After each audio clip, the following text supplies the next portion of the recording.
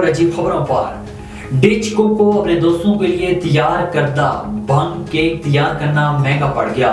Ireland سے تعلق رکھنے والی ڈچ کوک نے صرف مارسیکا زی لینڈ ہوٹل میں کافی عرصے سے ملازمت کر رہی تھیں۔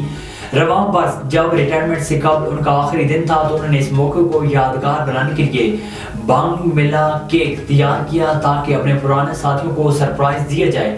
مارسیکا نے کیک تیار کرنے کے ساتھ ایک نوٹ چھوڑا کہ یہ ڈیوٹی ٹائم کے بعد کھایا جائے، لیکن بدقسمتی سے ان کے ساتھیوں سے انتظار نہ ہوا اور انہوں نے کام کے دوران ہی اس نشہ آور کیک کو کھا لیا، جس کی وجہ سے ان کے کافی ساتھیوں کی حالت خراب ہو گئی۔ ہر لڑکی محفل میں خوبصورت اور منفرد نظر آنا چاہتی ہے، اور اگر بات ہو اس کی شادی کے دن کی تو یہ خواہش شدت کے ساتھ ہوتی ہے۔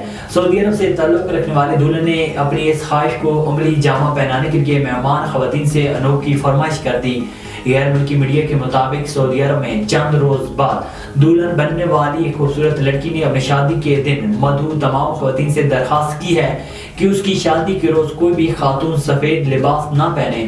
دلہن نے ویڈیو پیغام کے ذریعے یہ درخواست اپنی شادی میں مدعو تمام خواتین سے کی ہے، جس کی ویڈیو سعودی عرب کے مقامی سوشل میڈیا پر وائرل ہو گئی۔